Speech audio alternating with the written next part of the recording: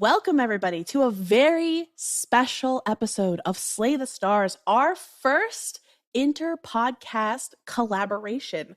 Joining us today are three very special guests who probably need no introduction. But we'll start there. It's audio only. We need an introduction. I mean, we can always use instructions. And so, our first guest of the day, Mr. Grant, please introduce yourself. hello. Would you let me introduce my character as well, or just me? No, just you first. Okay, cool. Just making sure. Hi, I'm Grant Nordine. I am the titular game master of Game Master Monday, which streams every other Monday. Yeah, that's me. That's you. All right. And next up, Andy, tell us who you are. Hi, everybody. I'm Andy. You probably know me from the Homebrew Network socials. I am the person who runs the Twitter, the Facebook, the Instagram, all that good stuff. So you probably talked to me there. I am also the voice of Pickles on Power Word Fail, who I love dearly. And she's a nut. She's my favorite. And next is Kay.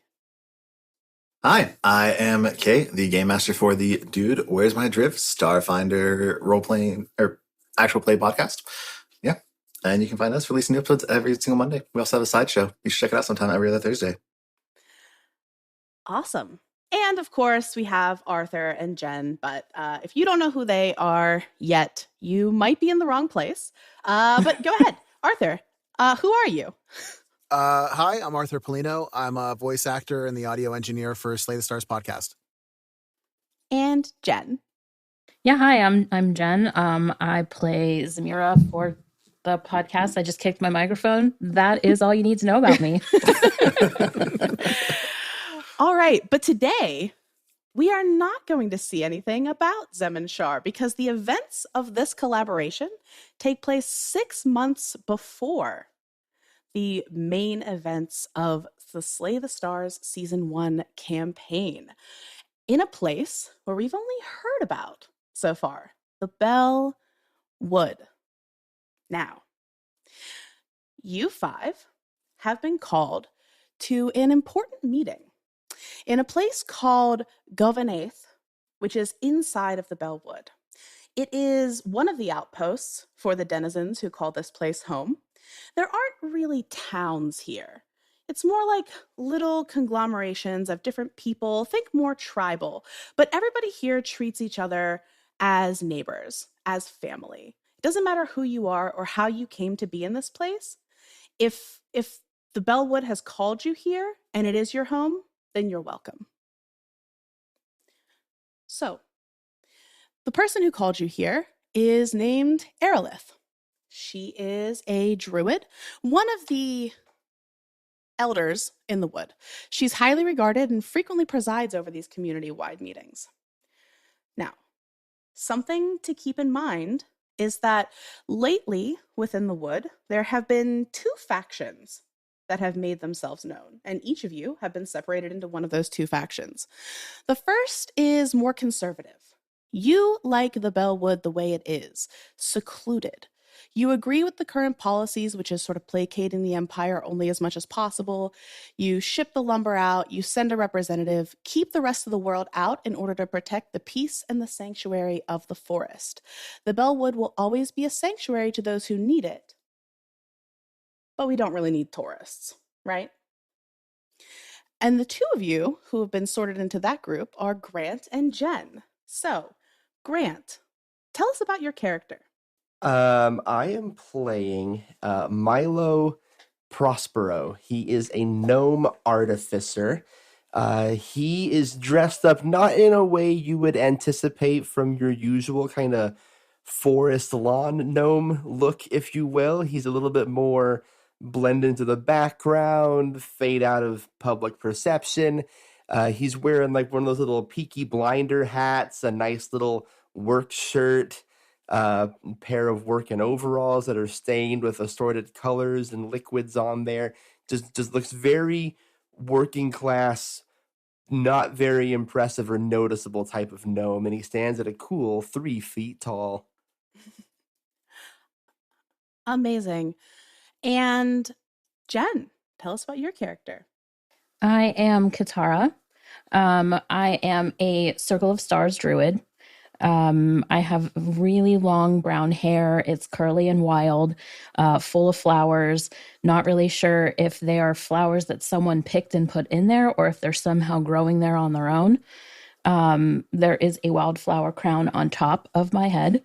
I'm in a long flowing sky blue dress with ruffles.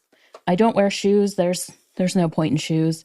But I do have one of those leather barefoot sandals on where it just sort of like wraps around a toe and then up my calves. More flowers there as well. Let's see. I'm also wearing a shimmering dark cloak. It shifts between black and midnight blue, and it looks like the universe. And if you stare for too long, you might get lost in it. I'm frequently daydreaming, gazing off at the stars into the sky, whether it's daytime or nighttime. That's where I'll be looking. I love it. And the other faction, the more progressive faction, you believe that it's time to share more of the forest with the outside of the world. You're fiercely protective of the forest still, but you believe that being more open with the Empire, perhaps entertaining some tourism, would go a long way towards helping the people of the wood thrive and grow, to sort of modernize the area more. And the rest of you are in that group. So, Andy, tell us about your character. My character's name is Dr. Key, as we've decided right before this started recording. She is a young Harengon that stands about 5 feet tall. She's got a dark gray-blue fur to her, but it's almost always covered in mud and dirt. So you would think she's like patchy, but actually it's just a lot of mud. She's always wearing just like a basic shirt with ripped off sleeves and just the most ratty shorts you've ever seen, because she is constantly out getting into trouble, breaking things or breaking herself and getting yelled at. She's just all about the thrill, all about adventure, and she kind of just never stops moving. She's just always around, doing things, getting in the way, sometimes trying to be helpful, most of the times not succeeding. I love it. And you're not the only Harengon here. Arthur, tell us about your character. Hi, my name is Roderick. I'm a little bit of an older Haragon. He's probably pretty close to death's door. He's about 3 foot tall. He's got a bite taken out of one of his ears. He's got a plain old vest on, but a very, very stylish cloak. And his walking cane is made of glass, but it's always strong as oak. That is fascinating. And last but not least, Kay, tell us about your character. Your gross character. What an intro. Yeah, that's not fair. Why am I getting just before I even go? Come on. Hey, I'm Guzzlegorp. I'm about a 3 foot, 3 inch tall goblin. Don't mind the buzzing and the swarms of insects around me. They're my friends. They're my bestest buds ever. And we just like to roam the forest and just we want to bring other people in and say, hey, what's up? Meet my new friends. As they buzz around, and they're really helpful for like chasing off all those pesky bears who are always after honey and things like that. Amazing. Just whatever you do, just if you see a bug on you though, just let me know. I'll get them off you. Don't worry about it. They're my friend. You better not smash them, else I'll smash you. Every time one of you smashes a bug, I'm going to give you inspiration. Just so you know. Oh, okay. Well, fine then. I guess you're going to be some PvP here going really quickly then. All right. I'm sensing the theme of the one shot is fuck with K. We were supposed to have a theme? Shit. I mean, isn't that just everybody's general life principle when it comes to me? Maybe. Possibly. I just got here, so. So this at this meeting, it's the 5 of you: Aerolith, and one other person, another gnome, a female gnome, Mila, who we all know from the main campaign of Slay the Stars. And we're going to jump in as the conversation is happening. And Aerolith says, okay. I'm glad you all can make it. If we can stop arguing just for 2 seconds, we have a very serious discussion to have. There are problems in the wood. You have to have felt that, right? The offness? The strange animals? The disease spreading amongst the population? Or is the politics just taking over all of your brains? I think it's fine. But No, I mean, If Mila dies, I will drive an hour and slap her. it's a prequel. I just want to put that out there right now. If she somehow dies, I will drive personally to slap you. It is a prequel. It's fine. Maybe she's a ghost. Maybe she in brought season back, one. brought back. Yeah. She was doing weird stuff, like Oh, lifting no. things she shouldn't be able to lift. I don't know. The deep I lore. will set land record speeds to drive up. Continue.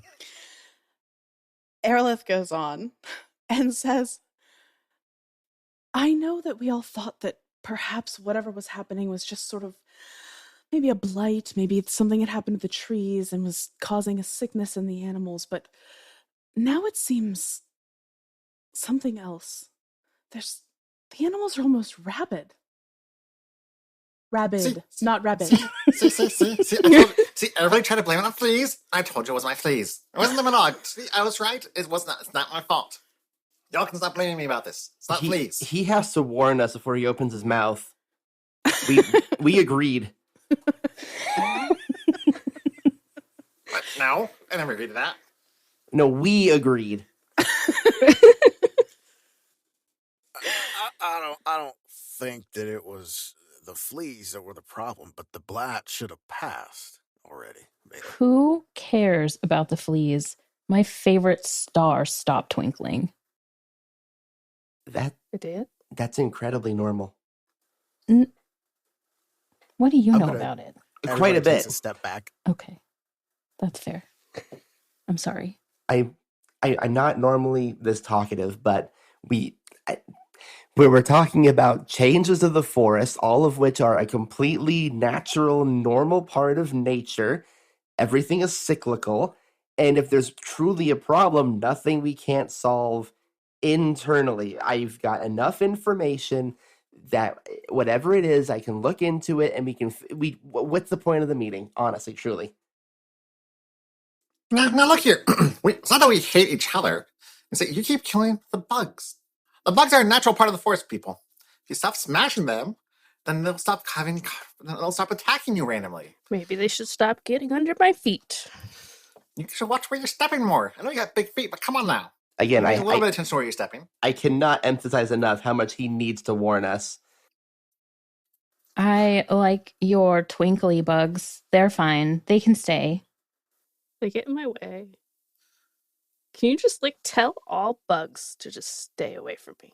And then I they don't won't tell die. the bugs what to do. They have their free will. They have their own free will. Then they're free to die. No, that's just not. It's not right. You just randomly kill them. How would you like if I just randomly started plucking hairs out of your top of your head, or took a bite out of your ear? First of all, ouch. Second of all, do you need hair? I mean, all you have to do is ask. Well, I mean, no, I don't necessarily need hair. What would you need hair for? There's No a idea. walking stick climbing up my dress right now. Oh, here, I'll come get it from you. Thank Walks you. over, plucks it off, puts it behind his ear. It vanishes into a mess of various other walking sticks. Does he actually have no hair? Is it just all walking sticks? That Mhm. I literally went like walking sticks. Yes. Like, how in the fuck is a walking stick crawling up your dress? I'm imagining like a person's walking stick. I'm like, what the fuck are we talking about? How high are we? You ever seen Bug's Life? Now, see, like one side is all walking sticks, the other side is all water Caterpillars. bugs, and then has daddy long legs in the top in the center. Hmm. Naturally. Yep. All right. So Aerolith is like, okay, back on task. So there are other things that you also need to be aware of. We've had some reports of a humanoid figure that's been stalking and staring from the woods and strange rumblings in the ground. We need a group to go to the World Tree to make sure all is well. The last group of caretakers never returned and hasn't sent word. We'll do it. Is this guy, like, is he tall? Is he short? Is he big? Do you have any descriptors? He sounds like he could be really cool, actually.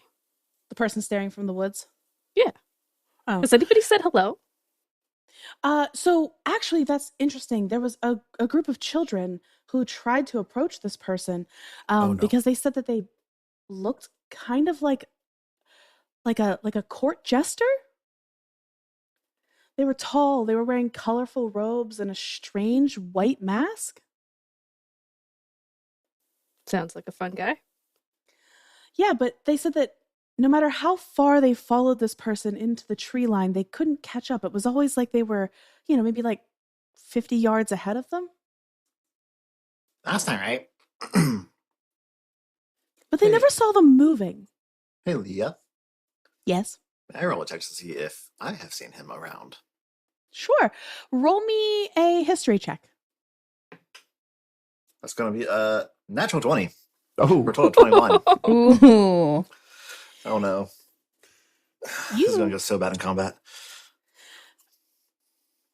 You think back to the time that you spent hunting for bugs, wandering around in the woods, and you remember one day where you had the distinct feeling like you were being watched. And when you turned around quickly, you thought you saw a flash of just red disappear behind a tree. But when you ran over to check, you didn't see anything. Guzzlegorp will relay that to the group. Is that different from all the time? The stars are always watching. And, like, that was probably a bird or... Oh, I mean, there's a lot of red things. It's too big to be a bird. And, like, I know the stars aren't always watching, but, like, it doesn't feel like there's someone watching you. And, like, Guzzlegorp would turn towards Kid and just stare very intently for a very long moment before looking at the end. Like, see, it's kind of like that. Like, how you felt my intense gaze on you there for a moment. How it feels very different. Okay.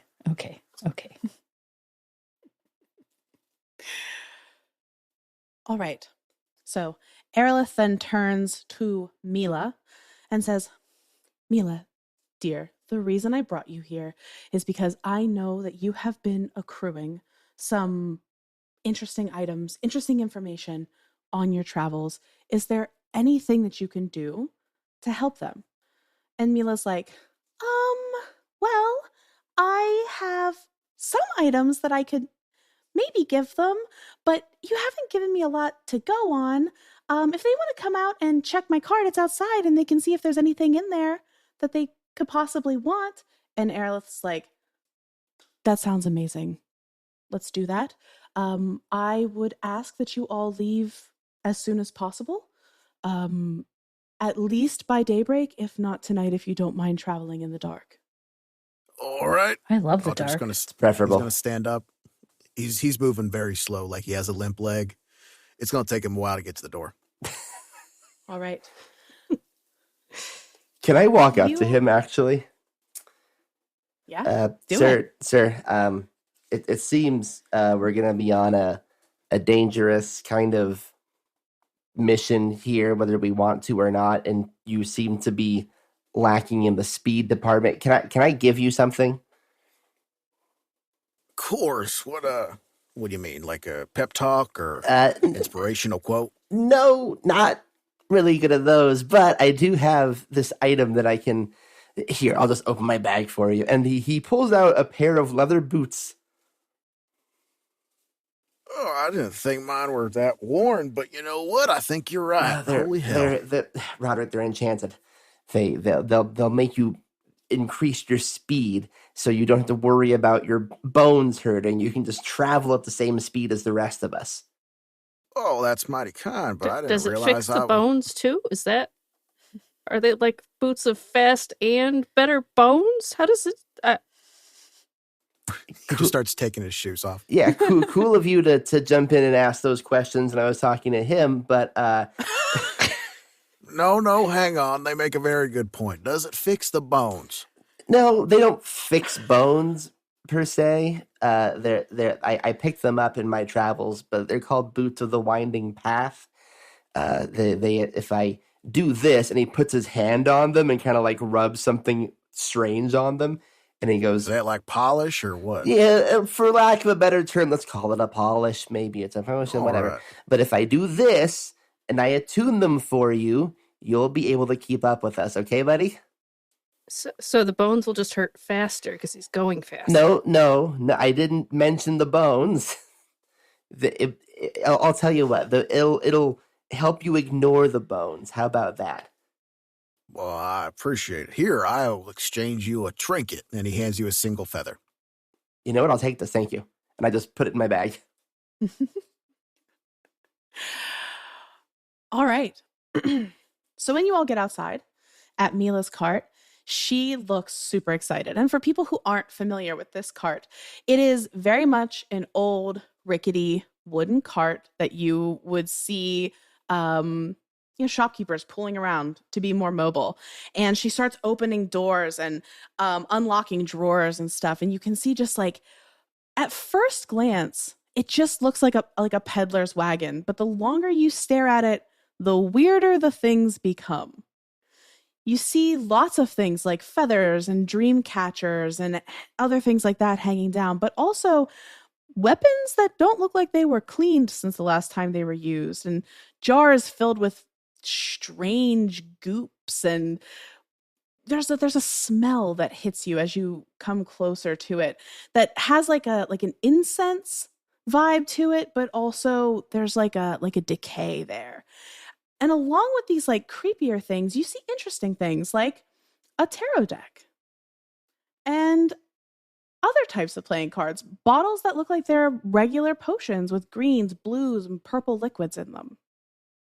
And Mila says, I don't know what you're looking for exactly, but if you're going to help the people here, I'll give you anything you want. Where did you find all this stuff? Oh, I have my connections. Some of it I make, some of it I find, some of it I trade for. A very knowing glance goes over Milo's eyes. Yeah. Is there anything that you're looking for? Oh, you know what? Here. And she opens a drawer and she pulls out 5 bottles and she's like, perfect. And she hands each of you a greater healing potion. Thank you, ma'am. That's going to be really easy. I won't need this. Well, just to be safe. Is there anything that you're lacking? Anything that you think could be useful for you? Can I roll insight to see if any of these things are magical in nature? You can roll Arcana. Even better, thank you. Yeah. That's a 26. Jeez. Almost everything here. Oh, artificer. Never mind. Yeah. Almost everything here is magical. Almost everything here is magical. Okay. Yeah. I mean, there's some other things there that are just like strange animal skulls and bones and interesting sculptures that she's made out of things she's found, but most of the actual items are all magical. Okay. Being an alchemist, I'm immediately drawn to the mysterious goop emitting the strange odor. Mm-hmm. What can you tell me about this? Oh, you have an eye. And she pulls it down and she says, I have actually so I talk to Aerolith pretty frequently. We're pretty good friends. She helps me know whenever there's something interesting found in the wood that I might be able to use. And we've been working for something to help with the blighted animals. And this was my attempt at making something that could maybe aid them, but it's never been tested. Well, scientific process. Are you charging anything for these, or can I just have it? Oh, you can just have that. That's fine. It might Superb. not work, and if it backfires and makes it worse, then I'm sorry. Well, if it backfires and makes it worse, we'll find a way to front fire it and make it work. Yeah. I mean, you seem like a bunch of really resourceful people. Does she have any flower-looking anything in there? She does. As a matter of fact, she has some pressed, dried flowers that she has in like different jars that she might use for different poultices or different potions that she creates. She also has like a book open that she has like wax paper, sort of like ironed flowers in, more exotic things to look at. She's made little flower wreaths and stuff that she's hung, little garlands and things. Is there anything that looks like completely exotic, like wouldn't be found here? Yes. As a matter of fact, you find, Jen, what's a really pretty exotic flower, because this is your area of expertise, that you would like to find here? Hold on. I'm blanking on the name because I suck at names. Let me make sure that it is what it is. No, you're fine. A passion flower. You find it. It's there. And what preparation would you like it to be? I'm gonna go with a. How do I want to? There's a certain well-known rose that is encapsulated so that it looks fresh. Yes. If you catch my drift. Yeah, I get what you're saying. That's exactly what you find. Except it's like in a bowl, because I'm pretty sure that those are like water flowers. Okay. You see that. And good. Where did you find this? Oh, this is so cool. So when I was in Saltspire last time, I was doing some shopping and I ran into this woman named Cloud, and she had just received a shipment of different fabrics and things from her home. And in it, they had packed a few like fresh flowers from where she was from to sort of like, give her the sensation, the smell of home. And this is one of the things that was there. Oh, so does it smell good? Yeah, smell it. I'll lift the lid, inhale deeply, no hesitation. Yeah, the smell is intoxicating when it hits you. It smells better than, you live in a forest filled with wildflowers. This is the outpost that you are actually from, Kit. And this is still one of the best things you've ever smelled in your life. Oh my God. I need this. How can I have this? Well, I wasn't really going to get rid of that, but do you have anything that you could trade for it? I'm gonna like shuffle in close and kind of like shift a fold to my dress, and I have like a bracelet. Don't show anyone this, okay? Why? Is it stolen? No, I just think current company would not appreciate it. Oh, I get it. Yeah, I won't show anybody. Okay, and then I'm gonna pass you what is it's like a chain with like a lucky rabbit's foot on it.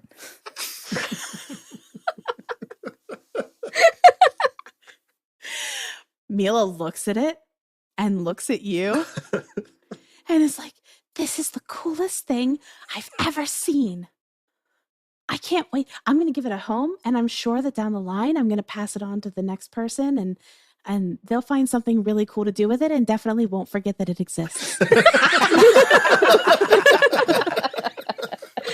Feels very I never take it off. Whatever. So, anybody else looking for anything? Do you have a cape? Oh, yeah, I have capes. Are you looking for a cape that does something, or just one that looks really cool? Both. Okay. And or either. I just want a cape.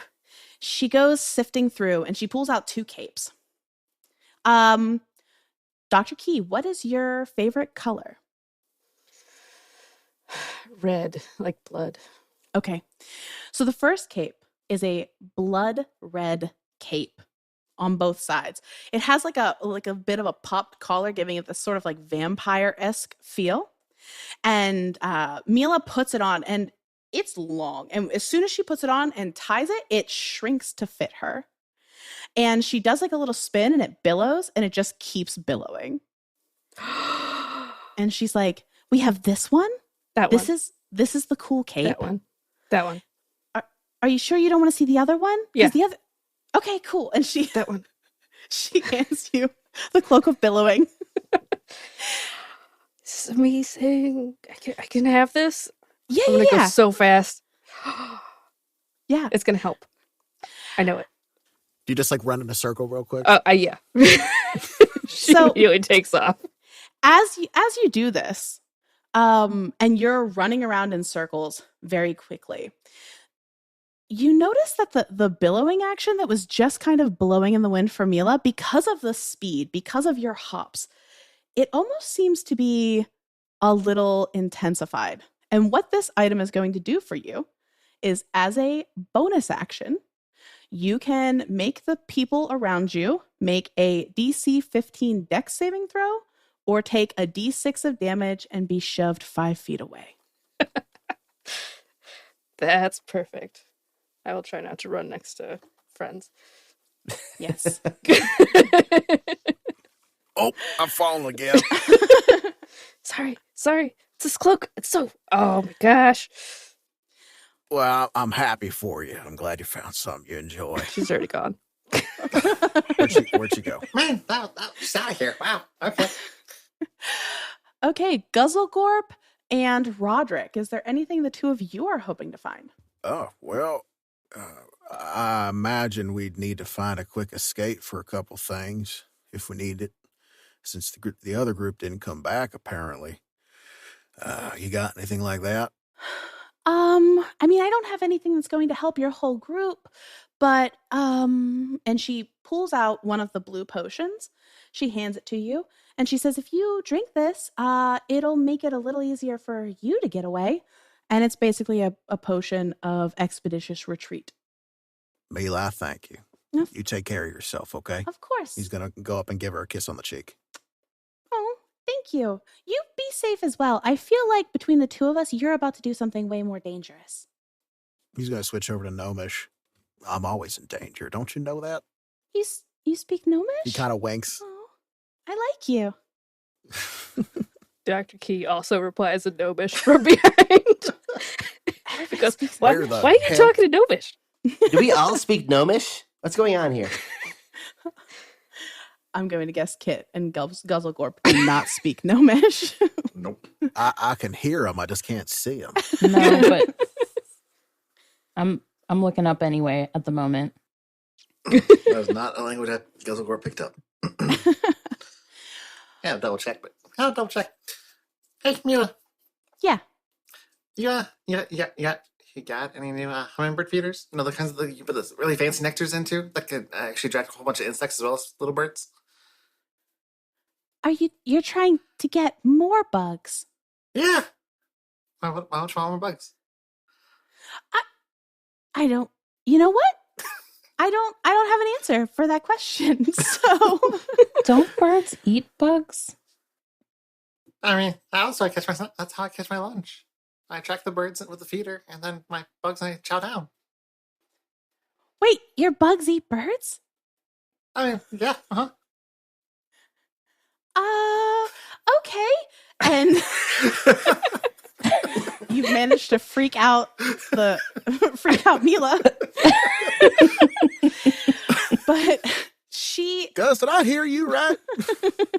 What? You said your bugs eat birds? I mean, it takes a lot of them, but yeah, they slowly just like devour it a little bit by the pit. I like All right, I'm going to have to make a few calls real quick. He's going to walk over towards the forest line, and he's going to start talking to some birds. All right. Now, listen, y'all. I need y'all to stay away from that one in particular, okay? All right. He has speak with animals at will, by the way.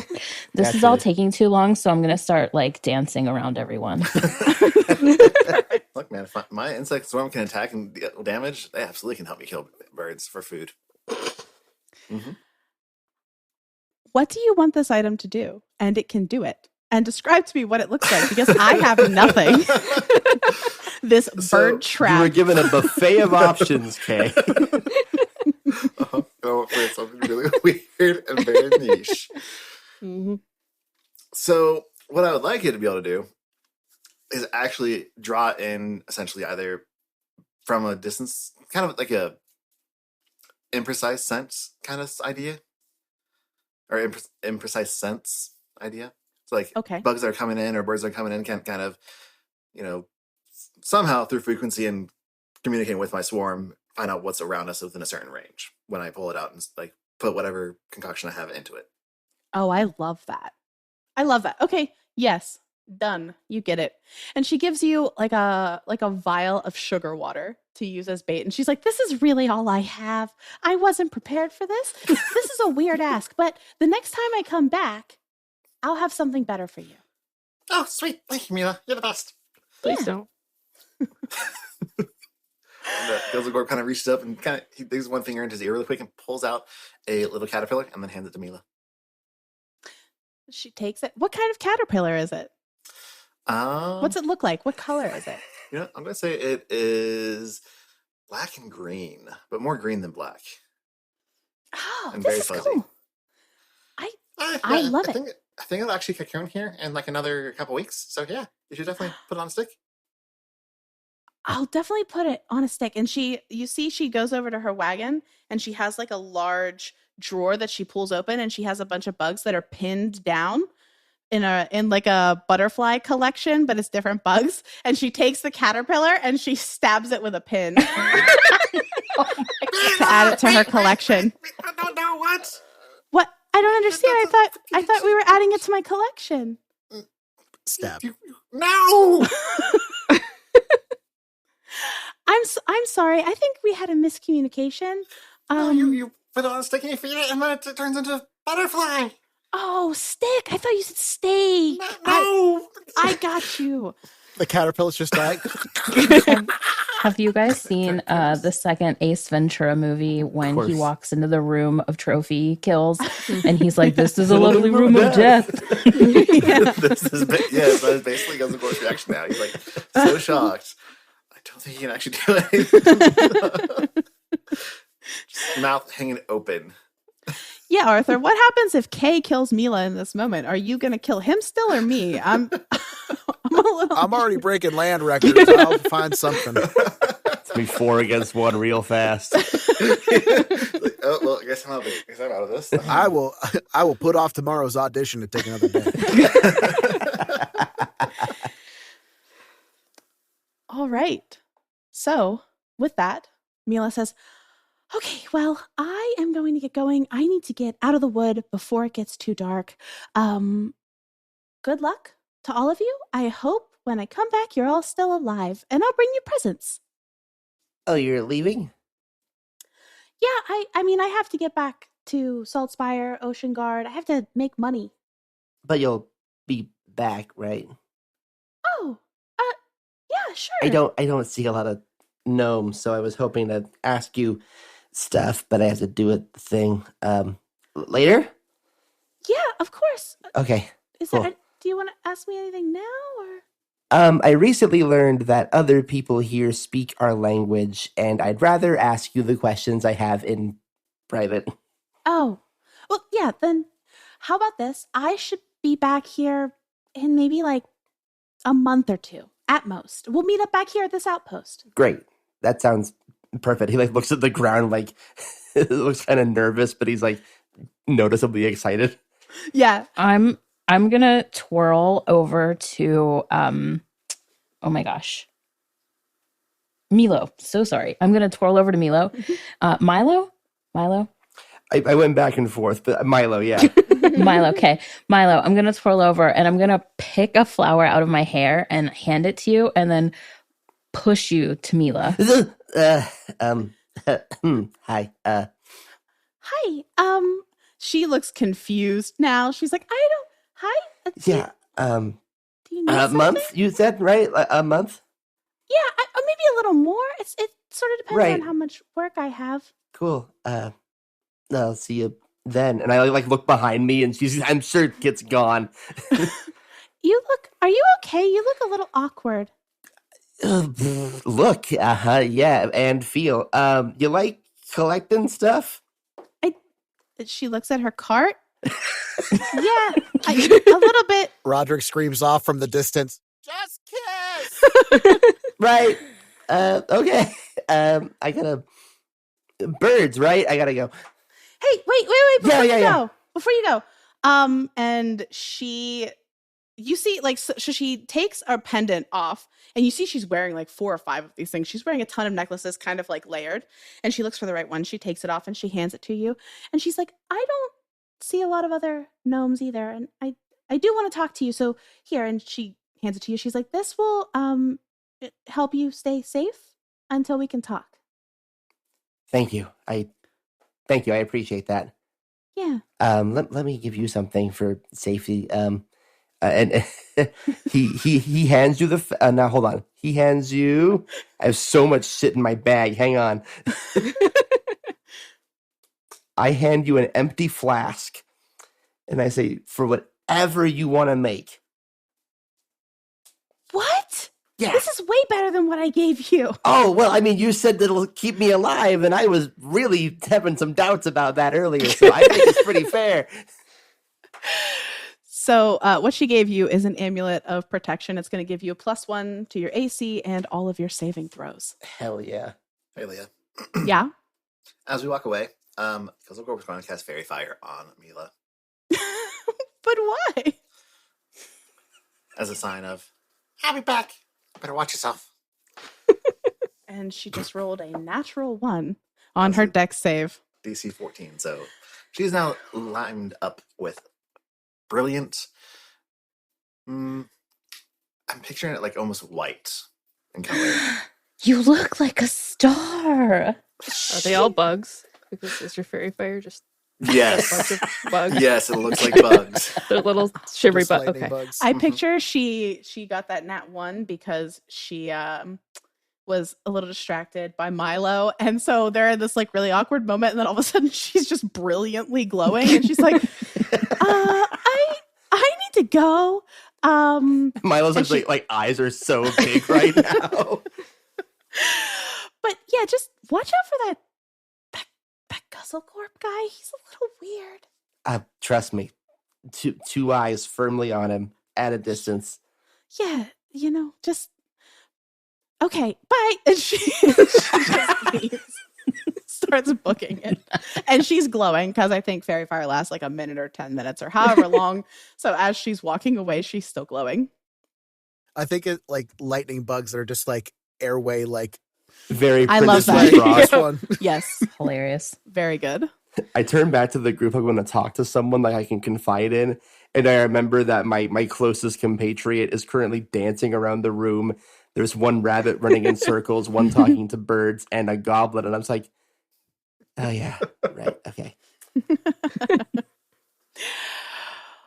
All right.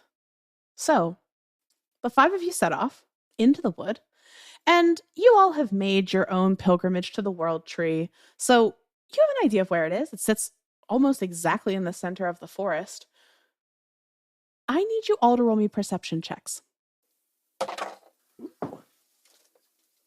18. It's going to be a 9. 5. 17. 18. All right, so Kit, Roderick, and Milo, the 3 of you start to smell this like sickly, sweet, rotting smell. And it seems to be directly the way you're headed anyway. Is that Buzz? That's Is weird. that him? What? Is that Buzz? Buzz? Who's buzzing? This one. No, there wouldn't be a sweet smell intermingled with him. I don't know. Mila gave him sugar water. That's true. I turn around. Hey, Goblin! What now? Did you open the jar? No, not yet. Oh, okay, it's not him. Ugh, I'm gonna take the flower out and smell it again. Like, whew. It works. Immediately, the bad odor is gone. You gonna start dancing around again? I mean, there's a slight twirl to me at all times. So, do you continue to walk? Yes. That's a bit new. Unless anybody stops me. I have plot immunity. No, I'm just kidding. I would like to do my primeval awareness. Basically, I spend a spare spell slot, and I know if there are any aberrations, celestials, dragons, elementals, fae, fiends, or undead within 1 mile. Actually, no, sorry, Wow. 6 miles, because we are in forest, one of my favorite terrains. Well, son of a bitch. So, Oh yeah, Ranger. Uh-huh. aberrations, lots of them. Excuse me? What? What? Why'd we stop? This isn't good. Guys, Hey guys. Also- What's up? Wait, before you go on, before I give you any more information, just roll me a nature check. Everyone or Just him. What is my nature score? Let's see. That's a 2 on the die. God. Never mind. Total of 3. Continue with what you were saying. I hate when the DM says never mind. Got my 120 on the die for the night, guys. So here we go. So hey guys, there's like a whole bunch of aberrations around, which I guess makes sense with the blight, but like What? yeah, hey, this is kind of man, that's a lot. That's a lot. Is that a type of bug? No, well, I mean, I'm sure there's some bug like ones. Aberrations are like monsters. There's lots of monsters around us. Oh, cool. Well, that might be really far. Uncool. What do you mean cool? No, that's not good. What do you mean? Let's go find it with something new. Oh, Yeah. the Bellwood will protect us. We'll be fine. Roderick's just gonna give like a weird side eye to Kit. He's gonna tap his staff twice and mage armor pops up. He's like, yeah, the Bellwood will protect us. I mean, maybe if I take a stick and hit something with it. So, you quickly come upon the source of this odor. There is a dead deer laying in a clearing, not a large clearing. The whole area is maybe 30 feet across, almost round. Is anybody inspecting it? Are you going around it? Is it I'll do it. I'm going legit straight in up the to it. center of this weird clearing? It is in the center of this weird clearing. I'd like to That makes investigate the sense. deer. With my 6 wisdom, I walk right to it. Roderick's Wait, gonna look for a fucking clown, I guess. Milo, what did you say you were doing? I would like to investigate the deer. Please go for it. Oh, good. Somebody went with me. Yeah. Oh yeah, Guzzlegorp's going in there too. Yeah, for sure, because I have complete faith that we're going to be fine. So, yeah. So Roderick's the only one that hasn't gone into the clearing. Okay. Perfect. Dirty 20. Dirty 20. So, you notice a few things about this deer. One is that it's probably been dead for a few hours, so it shouldn't smell like this already. The second is that it has these deep, long slashes in it and just bites taken out of it, but the whole carcass hasn't been consumed. And in those long scratch marks, you see necrotic tissue that doesn't belong to the deer itself. Okay. So I'm like just kind of like poking and prodding at it with this this rod I have in my bag, and I'm just like looking under stuff, flipping over folds, finding all the things, and I go, okay, well, Gaz confirmed there was an aberration or several of them in the woods. This damage at the Lots of them. Thank you. That's what several means. I mean, several like several like a handful, not lots. Sorry. I'm with Gus on this one. Something is in the woods that shouldn't be in the woods and is hunting the animals. And if what we were told earlier is true, it seems that whatever is happening to the animals at best leads to death. Guzzlegorp, you notice something about the carcass as well. So deer frequently attract ticks and things like that, right? All of the ticks on this deer are dead. Oh no, that's not good. That's not good. There are He's also right. fly bodies. Like the flies came down to try to eat the deer and then died themselves. So as Guzzlecorp gets close to it, like he is a swarm keeper ranger, and he literally is covered in just all sorts of various different types of bugs and insects and things like that. So as he gets close to the deer carcass, does anything start to happen? How much control do you have over your swarm? Will they act in any way without your like if you have a bunch of flies around you and there's a dead thing, will they just buzz over and do what flies do with dead things, or do you have to command them to do stuff? And I don't even care if it's raw. How would you like your swarm to react in this situation? I imagine he kind of embraced like the chaotic nature of just bugs doing what they do. Like obviously, if something is not right, he'll have enough control to like he can draw them back before something incredibly terrible happens. So, like if flies start buzzing over there and they start dying within a couple of inches of this deer, he can like call the rest back before they all go in there and die. But So they don't start dying as soon as they get to the deer. You notice that a couple of your flies buzz over and they land on the carcass and start nibbling away as flies do, and then they just slowly stop moving. Let's come back. Hold on. And he'll stay a good 10 feet away from the deer. I know what's wrong. And then I'm gonna druid craft. I'm gonna druid craft little white flowers like all around it and try to like, I don't like not bury but have the flowers sort of cover the body a bit. And like I'm interested in see if anything happens with the flowers. Roll me a wisdom check. This is sort of like a magic caster check to see how strong your spell is. 12. So you cast these flowers. Wait, so sorry. You said wisdom check. Yes. Significantly worse. That's an 8. Okay.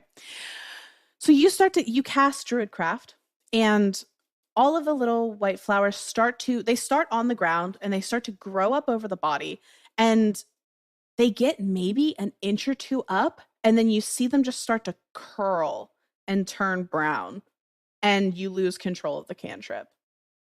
Okay. That's not right. At the same time, Roderick, as the only person who did not enter the clearing, I would like for you to roll me a perception check. Oh, God. I just rolled another nat 1. That is 4 in a row. Oh, Oh. 14. Doesn't matter what you roll, because they rolled a 1. I'm sorry. Okay, I'm sorry. You see across the way something large moving through the trees, trying to be stealthy, but failing towards your compatriots, clearly planning to ambush them. Like the opposite side of the clearing? Yes. Or on the same side? No, as on me? the opposite side. So it's like everybody's in the middle of the clearing, and then on the other side. So this thing is getting to the edge of the clearing. It's probably 30 feet away from you and about 15 feet away from your friends. Well, shit. Here we go. He's going to fire Eldritch Blast at it. Okay, go ahead. Fire your Eldritch Blasts. So that's 3 beams. That is a natural 20. Of course it is. Let's see. Leo wants to kill us. You hear that? 15 Always. and 11. 11 does not hit. The other 2 do. Okay, so 2. Okay, so there is, let's double the dice. So 7. Hold on, I can math, I swear to God. 4. So that's 11 for the crit. and 10 on the non-crit. And I have Lance of Lethargy, so you lose 10 feet of your movement. All right. So you all are focused on this deer, and you don't notice what is coming into the clearing at the same time. All of a sudden, all you see are 3 beams of eldritch energy. What do your eldritch blasts look like, Roderick? They look like green.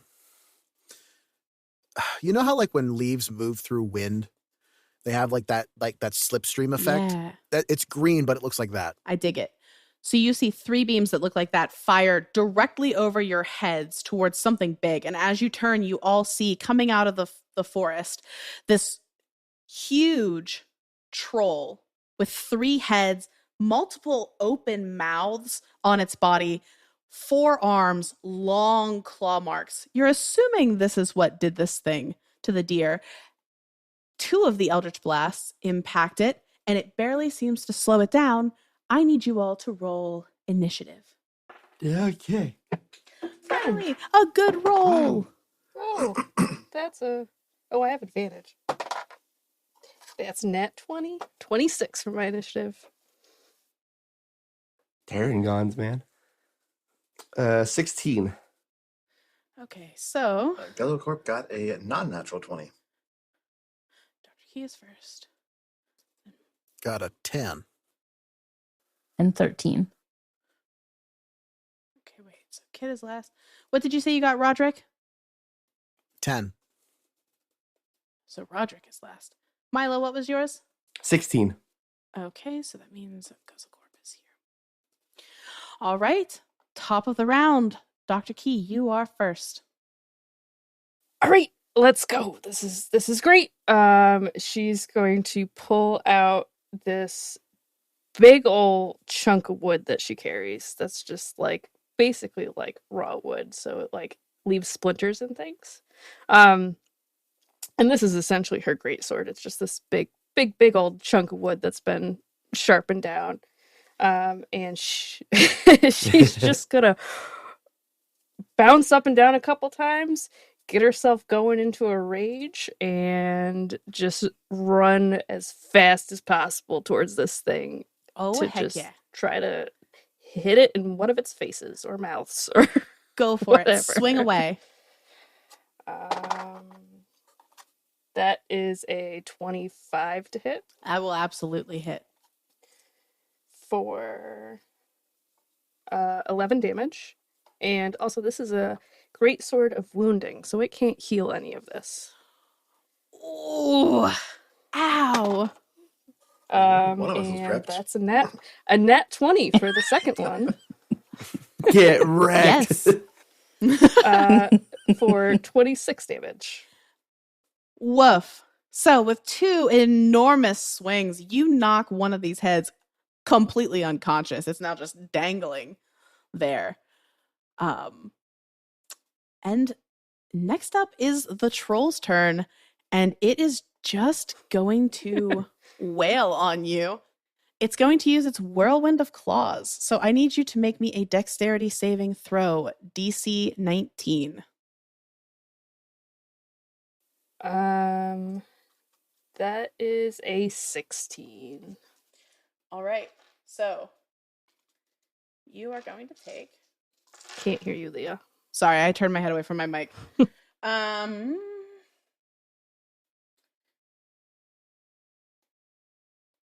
That is going to be 34 points reduced in half because it's slashing for you because you're raging of damage as you all watch this troll just unleash this fury of swipes with all of its arms, and Dr. Key is dodging and trying to move away, but this thing is still landing a ton of hits.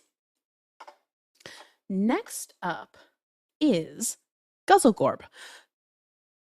Guzzlegorp, in this moment, you're getting ready to act. But at the same time, your whatever thing you just used to detect the aberrations, I can't think of it right now, is still active. And you immediately sense about 60 feet east of where you are an aberration that has just popped up. And when you look over, you see just like on the edge of one of these large trees, almost like it's peeking around, something wearing a white mask, watching you all. So, question.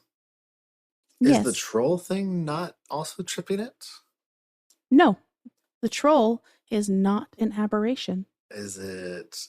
I mean, it's also undead or fiends. Nope. No. It is a blighted giant. It is Ooh. none of Yeah, those I thought things. trolls were Okay. giants, yeah. Gross. So I look over and I see the white mask that the person we were supposed to be looking for. Mm-hmm. Gilsgorp kind of looks over there. He's like, "Hey, that guy there!" And he kind of points it out to the others around him. They might not be paying attention. And then he draws out his longbow and he's going to take 2 shots. Okay. It is going to have some cover because you're shooting through trees to get to it, but go for it. All right. First one is going to be a 27 to hit. Yeah, I think even with cover, 27 hits. And then second one is only going to be a 17. That does not hit. Okay. So one of these longbows goes off. That's going to be 4 points of piercing damage. However, alongside his arrow, when he goes over, reaches back and grabs that out of his quiver and pulls it back to fire, a whole bunch of insects also coat the arrow as it launches off out there. And when it impacts this person, they immediately start swarming and biting the enemy as well for my gathered swarm ability. I'm just going to take another 1 point of piercing damage. All right. Roll me a perception check. Okay. Apparently, I get a double my proficiency bonus for this because we are in one of my favorite terrains. I know what I'm doing, guys. Good job. Very proud of you. That's going to be a 6 plus... What's that? Perception is 6. Yeah, so 12 plus an extra 4, so 16 total. Okay. This thing, you hit it with this arrow, and you can't really see what your bugs are doing. But this thing doesn't seem to be reacting at all. It's still just standing there, staring. Are you moving? Yes. He'll start moving over that direction. Get a little closer to it because he wants to get a better look at this thing. You do so. Milo, you're up. Fucking K. Okay. Only he noticed the aberration, right? Yes. Well, I mean, he screamed out. So you can decide what would you be paying attention to more? Guzzlegorp screaming that he sees something in the woods, or the troll attacking Dr. Key? Right. I got this. Go ahead. Okay. I'm actually going to agree with Dr. Key on that one. I see them handling the troll. One head's unconscious. I hear the scream and I turn around. Do you want me to make a perception roll to see if I see what he sees? Sure. Roll me a perception check. That is interesting. Okay. That one. You can't see what he's Yeah, talking I'm just about. going to go typical Guz shit. So I'm going to turn around and look at the troll. I'm going to cast Melf's Acid Arrow. All right. So this is a shimmering green arrow, streaks towards the target within range. It's a ranged spell attack with a nat 20 to hit. Every one of you keeps rolling nat 20s on me. This hurts. Please continue. I just let that got a nat 1 and a nat 20 in a row. So That's true. You did. Thank my lucky stars. Yeah, I'm going to do 4d4 acid damage. 3, 3, 3, and 3. So 12 with my crit for acid damage. So All right. that's 24, I think. Yes. And then immediately at the end of the troll's next turn, he will take 2d4 acid damage. Perfect. You remember that because I won't. Oh, I will. Perfect. Are you moving or anything, Milo? After I do that, I kind of notice that Guz isn't around, so I'm gonna back up a little bit towards him, but not commit to going in the woods. Okay. You do so. And Kit, it is your turn. All right. So first, I'm going to guiding bolt Go for it. On the troll or the thing in the woods? on the troll, Go for it. and it is a 17 to hit. That hits. All right. Ooh, and that is 16 points of damage, All right. And it is glowing. and it is glowing. And then for my bonus action, I want to do starry form. And what this looks like is it just sort of looks like everything about me turns sort of shadowy, but all of the flowers that were in my hair and in the like leather around my sandals turn to stars, like points of stars. And then I can use my bow, correct? Yes. When I activate. Okay. Yep. If you take the form, you can use it on the same turn. And that is an 18 to hit, still the troll. Yep. That will hit. Oh, you have advantage as well. Did you roll that with advantage? I did not. Yeah. Oh, I took well, that's a 28 to hit. I should have done that in reverse order. That's oh well. All right, so that is 15 points of damage. Big oof. Troll is already looking pretty rough. Are you moving, Kit? I'm fairly centered between the other figure and the troll because I'm in the middle of the clearing. Yeah, I mean, the other figure is definitely further into the woods, but you are fairly centered as far as where the fighting is occurring right now. Where, like on a clock. Okay. I'm facing So the troll. if the troll is at noon, Uh-huh. the thing is like at 3, but off in the forest. Okay. Yeah, I'm going to stay where I'm at. All right. And next up is Roderick.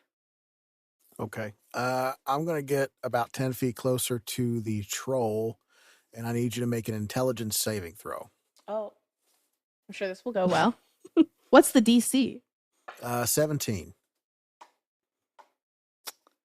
That is a 3. So I fail. Cool. So you take 8 psychic damage, and your next saving throw is minus a d4. Okay. Put that here so I remember. Anything else, Roderick? No, that's it. All right. Guzzlegorp, I need you to make me a wisdom saving throw. DC is 16. That's a natural one. No. So a total of 3. Guzzlegorp, you are pursuing this thing into the wood, and its attention seems wholly trained on you. Mhm. And then there's a voice in your mind, and it just says, "Put down your weapons and come to me." And it casts Dominate Person on you. Milo, you're the only one who's probably close enough to really see what happens. Uh-huh. As you watch Guzzlegorp stow his bow and just continue walking, no longer looking like they're rushing, just walking into the woods calmly. Yeah. Can I react to that? Nope. Okay. I didn't think so, but I'm like, I would like to. Goodbye.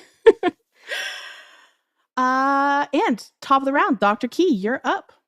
Time for more splinters. That is a 19 to hit Yes. for 16 damage. And then she's gonna take this piece of wood and drag along his other side for more splinters. And that's a 20-something to hit for 13 damage. And then she's just going to leave. You're just gonna walk away? She's just gonna, this is kind of boring. I'm gonna go back to the deer. And she has mobile, so she just can. Oh, yeah, you don't take attacks of opportunity. It definitely, like, you hit this thing twice, rocking it. It goes to swipe towards you, and you just deftly move out of the way like nothing happened and walk away back towards the center of Look at the my clearing. cape, you. Goodbye. She's just gonna slowly walk back. Listen, Guys, this thing is not fun. It got hit by an attack, right? yes. Roderick's going to use Rebuke of the Talisman, and he's going to, as a reaction, hit it for 4 psychic damage and shoot it 10 feet back into a tree. Okay, so I like this, and also, I would like also for Dr. Key to use the cape ability at this moment so that this thing Absolutely. gets rocketed backwards by both of you. Hold on, let's roll a dex save and see what happens. Yeah, it fails anyway, so. Yeah, minus a d4. Yeah. Perfect. Okay, so those things. It's 1 damage. Oh, yeah, 1 damage. Between whatever Roderick just did and whatever this cape just did, this troll just gets wailed backwards into this huge oak tree, and it hits and kind of like slides down the trunk a bit. Dazed, not looking good, not dead yet, but definitely struggling. It is its turn. It staggers to its feet and is going to rush forward, but it has half movement, and I'm pretty sure somebody slowed it down, which is minus 10. No, that was last. Oh, that was last time? Oh, yeah, you're right. Okay, so anyway, it can only move 20 feet, so it can't keep up with you, but it can move into the center of the clearing and get to Kit. So it does not recharge its claws, so it is just going to make a whole bunch of attacks at you. Kit, what is your AC? It's 15. First one actually misses. Second one hits. Did Third she one go hits. away again? Can you hear Wait me? for it. It'll all come in a second. Hold. On super speed. Oh no. There I it can is. hear you. Yeah. What is happening? This The is face terrible. didn't move. It was weird. Oh. I could hear everything you were saying. So 4 of the 5 attacks hit. Wait a minute. Can I woe as a can I use my cosmic omen? You can, yes, as a reaction. Is it one reaction on one? Yes, you could react to avoid one of the hits. All right, so you're gonna subtract a d6, and that is a 2 from if there was a crit, because we couldn't really hear you. So if any of those was real bad, 2 from that one. None of them. Otherwise, just no crits. 2 from the lowest one, so it doesn't hit me. Dr. Key will also look, and this wasn't really around her before, but when she sees you start to get hit, these spectral rabbits come out and just surround you, and she's gonna activate her spirit shield. So you take 12 less damage on one of those hits.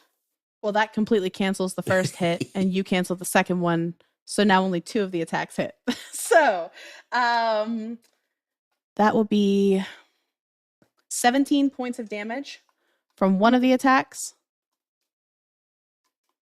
And 13 points of damage from the second attack. 13. Yes. Okay, got it. All right. And at the end of its turn, it takes more damage from... Hey, you remembered. I did. I remembered. It'll take 4 more damage. Oh, I also forgot. Since I hit it, it had disadvantage on any attack that wasn't me. And if it hits a creature that's not me, that creature has resistance to the Level damage. 12 is nuts. Okay, so those hits still hit, but Kit, get back half the hit points you just lost. It was 17 and 13, so 30 total, so I'm taking 15 back. There you go. Perfect. At least it was easy math. Yay, math. So all Beautiful. this The spectral bunnies. Yay, level 12. Spectral bunnies. I love it. All right. Guzzlegorp. Hold on. Just skipping through the jungle or the forest. Yeah, you literally can't do anything because you're not taking damage. You're just walking through the forest following orders. So sorry. You can't about make that. another save. Nope. You don't get to make a save until you take damage. Oh. So Uh-oh. I don't like that sound, Grant. I have a cunning You plan. you get about halfway there, Guzzlegorp, and you're really excited to embrace your new friend when you arrive. I would say if he's 60 feet away from me when he popped up, if I can move my full movement speed, I'm there. Did Kay die now? 2 of them are Oh, frozen. no. Yeah, I was gonna say they both did. What just happened? This is Okay, there we hilarious. go. They're back. I was like, yeah, I can still hear you guys. That was weird. Yeah, well, welcome back, my friend. Aaliyah's spell is too strong. Kay is actually gone. Oh my God, it's spreading. The game is real. So sorry, Kay. What did you say before you cut out? I was saying that because I had already moved 30 feet towards him on my last turn, and if he was only 60 feet away from me and they didn't move any further, then I would be there already on this turn. Good point. Okay, you get there. We'll see what happens on their turn. So, next up is Milo. What level is Dominate Person cast at? Dominate Person is a 5th level spell. Fuck me. Okay, well, So much for that idea. I do see Guz in a trance walking into the woods and the troll's shit getting properly fucked. Yes. So I'm gonna do the only thing that has any range that isn't poisoning the guy, and I'm gonna see if I can get him to make a saving throw to snap out of it. And I'm gonna cast Okay. Firebolt cantrip. Do it. Yeah, I'm down. This is a good plan. Okay. Do every single one of his bug companions need to make a God. save as well? No, they died on the deer. I heard dominate person, not dominate insect. Hey. Get the bugs left. They're just nibbling on his ears. Okay. Okay, what's your AC? 17. I don't want 26. So It doesn't matter. Jesus, how much did you hit me for? Yes. it's 2d10. So please I want to hit you non-lethally. listen, it won't kill him. He's level 20, but oh my sweet Mary and Joseph. I rolled 2 10s. I'm sorry. It's actually 3d10. Oh, but well, it's fine. okay, you heard the man. 31. No, excuse me, 21. I was about to say, how You how can't did roll an you- 11. I'm sorry. How? 21. Rolled 3 to 10, got 31. I'm a really good artificer, okay? So I do 21 damage to Guz in the hopes that it will make him make a saving throw to you know. Leave. Leah, you're the Guzzlegorp, dungeon make master. me- You make him roll Yeah, stuff. no. Yeah, make me another wisdom save, Guz. It's gonna go so well. Hold on. I want to try this die, see if it works for me. Nope, that's a 10. God fucking You get, and for flavor, you hit Guz square between the shoulder blades with this firebolt, and it knocks him flat on his face because he is not paying attention to anything around him. Guz. You watch him stand up. He doesn't even turn around to look at you and just continues to march forward. Okay, no way I'm not saying something. And you also just see a whole bunch of wasps and other flying insects just rise up off his back. That's somehow more Panic. concerning. That they survived that. So I turn around and you know as they're socking the troll, I'm sure, I'm just like Roderick. Hey, what's up? Guz is in a trance or some shit, and he walked into the woods, and I hit him with fire, and he was unbothered. I'll get him. Thank you. All right. So, next up is Kit. You have a troll that's attacking you directly in front of you. Directly in front of me. Correct.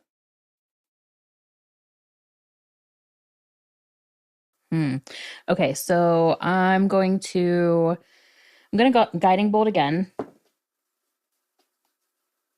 You will have disadvantage because it's within 5 feet of you. All right, so that was a 16 for that one and a 22 for the other. So does 16 hit? It does indeed. It does. Okay.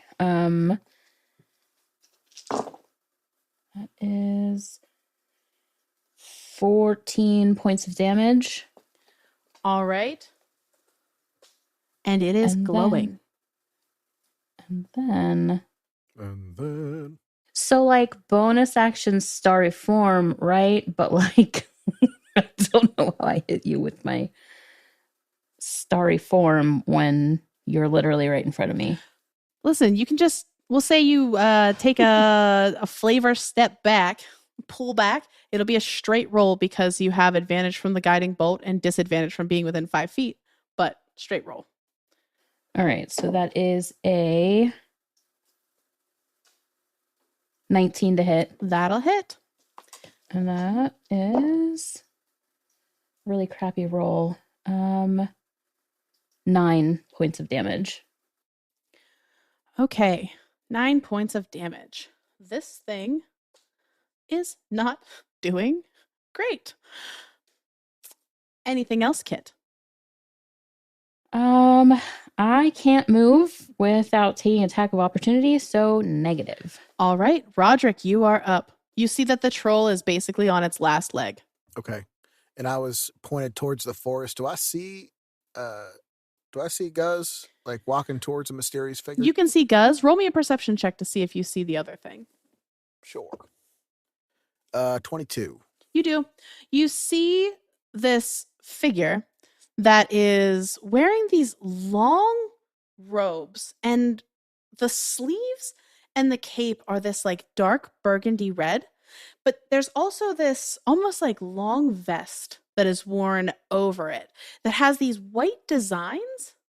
And that in and of itself is like a blue and green and yellow, and it almost seems to shift colors as you're looking, but very subtly, not quickly, not swirling. And it has a hood pulled up that matches this long vest. And beneath the hood, you can see what is a white mask. How far away is he exactly? From you, a little more than 60 feet. Okay.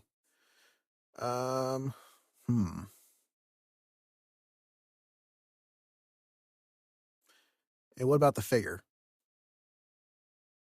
What do you mean? The figure with the white mask, is that 60 feet? Yeah, because Guzzlegorp got there at the same time, is there. So they're standing next to each other. Okay.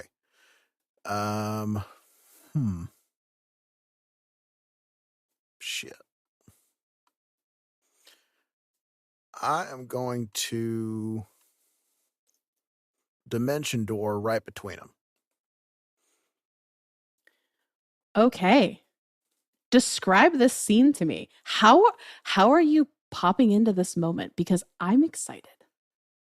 He's gonna just so dimension door, I imagine, is like a kind of like looking like a gate spell, like just a thing appears real quick in a puff and then walks through it.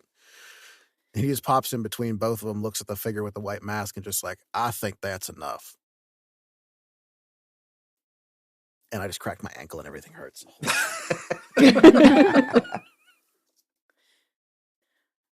So please roll me an insight check in this moment, understanding that this thing is wearing a mask. So to detect reactions is going to be difficult. Natural 20. Oh, yeah. Of course. Of course. Jinx it, Leah. So, guys, I really miss portents. I'm not going to lie. So when you arrive, Roderick, this thing's arm was outstretched towards Guzzlegorp. And it looked like it was about to hug him or something. And on its arms, you see these red, almost worm-like creatures crawling out of its sleeves and dropping onto the ground. And where its hand is, there's just these like blackened, twisting, almost vine-like things that look sort of like fingers that these red worms are crawling from. And when you appear in that moment, now its hand is like right in your face. And even though this thing is wearing a mask, so there's no expression, you see it flinch backwards ever so slightly. And in that moment, you focus on where the eye holes are in this mask, and there's nothing there. Just pitch dark void with like 2 little points of light that look impossibly far back. 3 raccoons in a trench coat. 3 raccoons in a trench coat. How tall is this thing? This thing is maybe like 7.5 feet tall. Okay, so 3-foot goblin, 3-foot rabbit, just like staring dead ass up at it. Yes. Yes. We have a group of littles.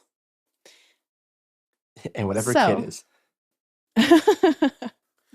Like, I'm deliberately going to place myself between Guz and the creature, even if that means he's going to come after me.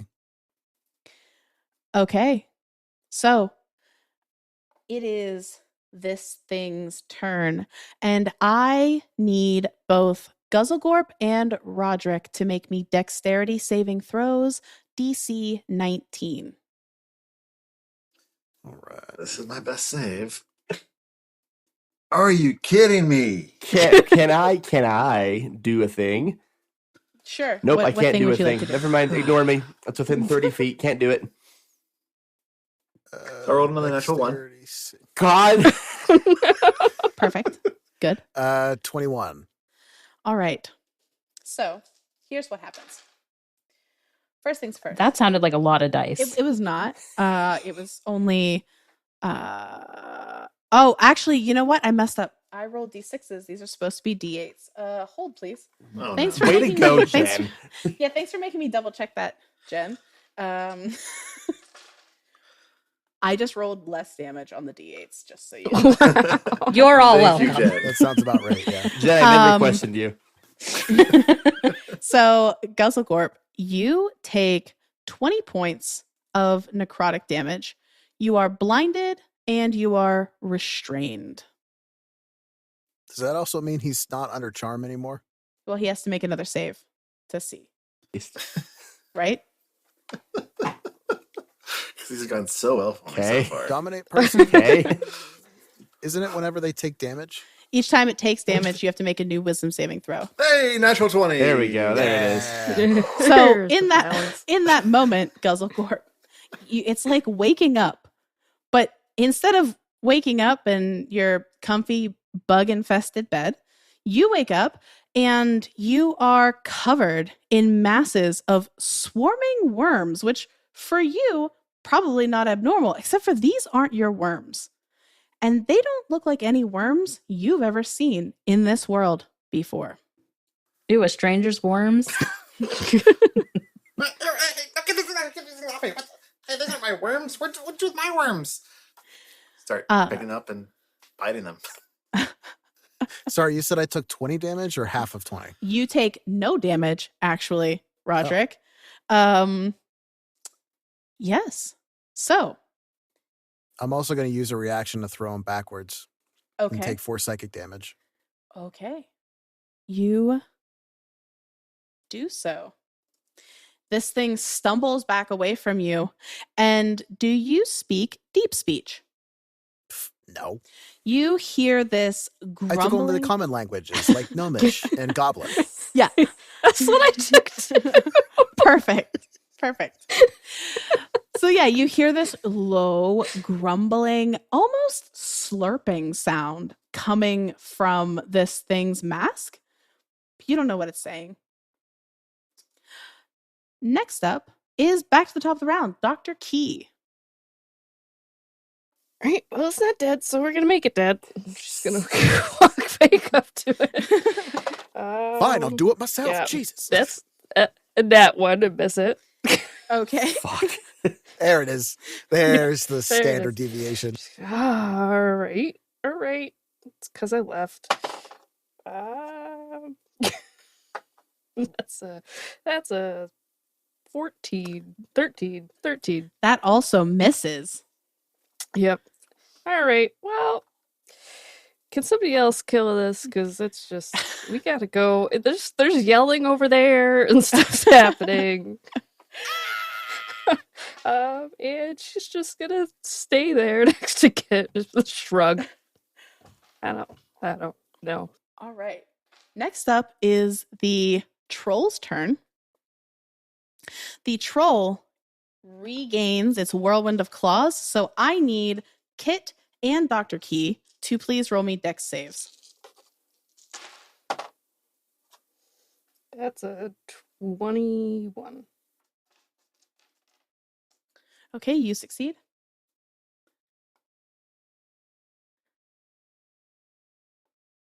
Kit, did you roll me a dex save? I'm doing it right now. Sorry. Oh, you're fine. 11. Okay, so Kit, you take 35 points of slashing damage as this thing makes one final Hail Mary attack to try to kill some of you. Dr. Key, you're going to take half of the half because you're raging. So whatever that ends up being. 8.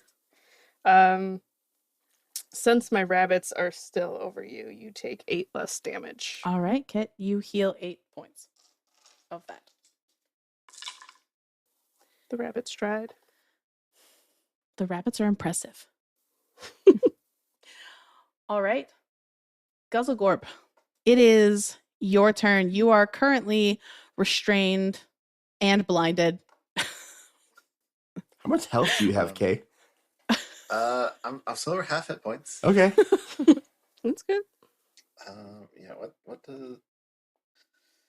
I can't really do much of anything. So I can't make a save against that. Can I? I mean, you can try to get out of the restrained condition if you want. Can I cast gaseous form on myself? You can. You can cast gaseous form on yourself. Yeah. All right. That's exactly what he does. What does your gaseous form look like? You know, we're going to stick with the theme here. So it's less gaseous form and more insect form. Mhm. As like Guzzlegorp's kind of like, can't see what's going on. What are these things all over me? And they touch themselves all over, and they just suddenly like dissolve into this massive swarm of like a variety of like different wasps and bees and flies and fleas and other various like flying and smaller insects like grasshoppers and some locusts and things like that. And then they all kind of just wander off a little bit further off. I love it. Okay. Milo, you are up. Okay, I'm going to finish the troll off here. I'm going to do my firebolt cantrip again. Okay. And I'm going to do a 17 to hit. That hits. Ooh, I would be nervous there for a second. Okay, cool. And then for damage, just get this guy off my back. Oh my gosh, math. 25. Describe your kill. So I'm panicking. I sent Roderick into the woods. He warped or whatever. I don't know what happened to him. So I just turn around and I just shoot 3 bolts of fire like I'm Spider-Man. And just directly into the troll. Like I'm just trying to like, fuck you, get out of here. Flip. All right. So, is that the end of your turn, Milo? Oh yeah, I can do another thing. Did that kill the troll? Yeah, the troll's super dead. Okay, cool. I'm gonna start moving in the direction of the woods. I'm gonna call out to Kit and the doctor and be like, "They're in the woods. I don't know what happened, but bad shit's happening. Whatever's going on is in the woods. Are you coming with me or not?" Yes. That sounds exciting. Yeah, I'll whip around. Great. All right. You start to make your way into the woods. Next up is Kit. How far are Guz and Rod from this figure? They're standing right next to it. So like not even the 5 feet. They're Well, I'm right like against. 10 feet away from it after my gaseous form movement. Oh, that's true. He moved. So Roderick is standing directly next to it, and Guzzlegorp has moved away in a swarm. That's the word I was looking for. Swarm. I'm gonna try something. Okay. So okay, can I have it make a strength saving throw, please? All right. What's your DC? 17. Doesn't matter. I rolled 2 2s. So what happens? Doing great, Leah. I'm doing really great. It's good. So where I'm standing, I'm gonna start like to twirl, but I'm gonna like go faster and faster and faster and faster with my arms completely outstretched. And as I do that, I'm going to cast Wind Wall. And it's going to be so that it's 50 feet long, 15 feet high, and 1 foot thick. So it's like I'm creating it so that it ends like right where his feet are. And yeah, so it's like not hitting Roderick. Okay, hold on. It keeps gases at bay. That's hilarious. You never know. 10 feet away. When the wall appears, each creature within its area has to make a strength saving throw. Did you give me the damage for that? Not yet. Okay. Oh God, I can't read this die. 14, 15. All right. Roderick, you're right there. And this wind it's very odd because it's almost like a knife-like wind. You can see where the grass and now this thing in front of you is being buffeted by these strong winds, but you don't feel it at all. And you are watching as this thing's clothing is just whipping around it, and you see it stumble just ever so slightly in this moment, taking a bit of damage from the wind. Kit, are you moving towards them? Yes, I will move my full movement towards them. All right. Roderick, you are up. I'm sorry, real quick. If I don't use my starry form, it doesn't go away, right? Like for my bonus action, because I can't use it because of the wind. Yeah, it stays up for 10 minutes, so you're okay. Okay. He's going to slowly back up, trying to get Guz out of the way, although he's in a gaseous form, so just making sure that they're staying back. Okay. So he's going to hold an Eldritch Blast if he comes closer. Okay. So, as you're watching this thing get buffeted, as you are holding this Eldritch Blast, waiting to see what happened and backing away, you watch as this thing begins to, at first it looks like it's leaning down, and then you're like, is it shrinking?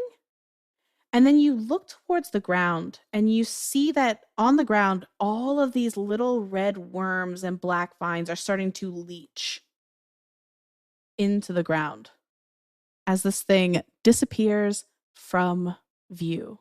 What the hell? Special thanks again to our guests, and be sure to join us next week for the conclusion of this story, What Lurks in the Woods. For Somnia and Astra. Intro music by Isaac Vyers. Character designs by Cam Gonzalez. Produced by Leah Hemrick. Graphics designer Jen Kearney. And audio engineer Arthur Polino.